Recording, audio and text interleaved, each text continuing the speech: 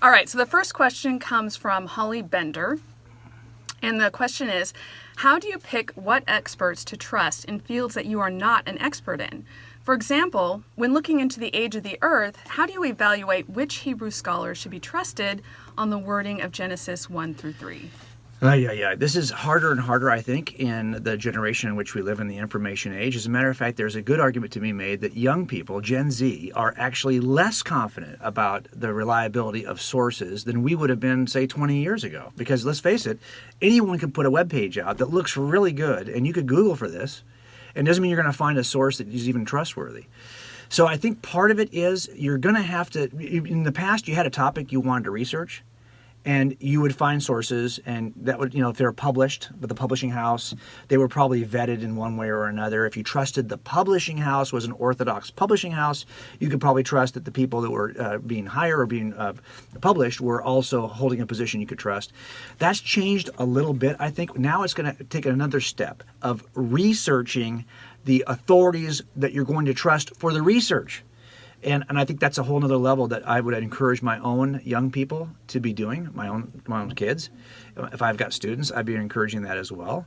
So I think what you have to do is depending on the topic, I still think there's something to be said for published authors. Not self-published authors, but published authors that are publishing with companies that have something to lose if they're a mess. And I think they're still out there. It would depend on the topic, of course.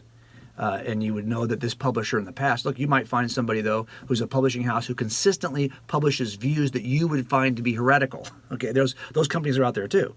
And you're going to have to know something about the company. So I think what's going to mean for us is that there's no pat answer here. You're just not going to be able to research topics anymore. You're going to have to research the people you're going to trust on the topic you're researching. Does that make sense? Yeah, I mean, you have a lot to say on figuring out evidence and evaluating evidence. So Right. Would you see that as, first maybe explain how you look at that and our ability to evaluate evidence? And Yeah, so when you're looking at an authority, I would always be looking for those things that would cause the authority to say something that's not actually factually true.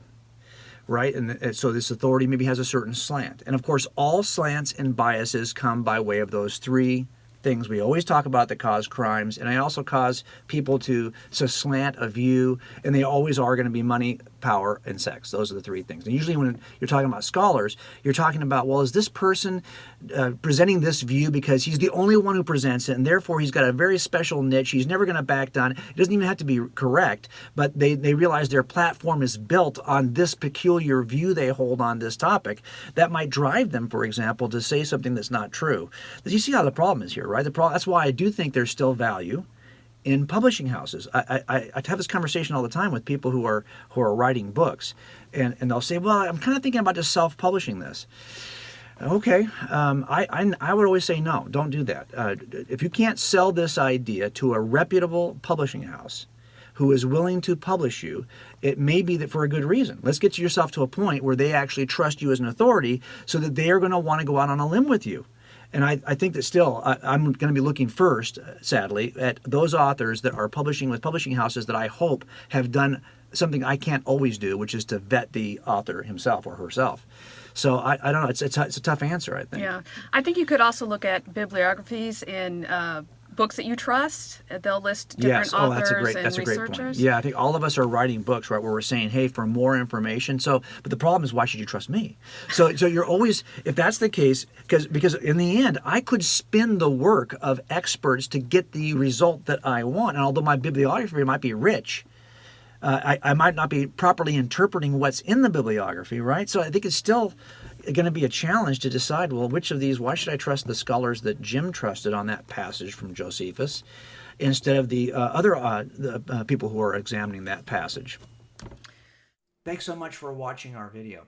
If it was helpful and useful to you, I'd really appreciate it if you would follow us, subscribe to our channel at the bottom link here in the video, and tell your friends. And please follow us on social media.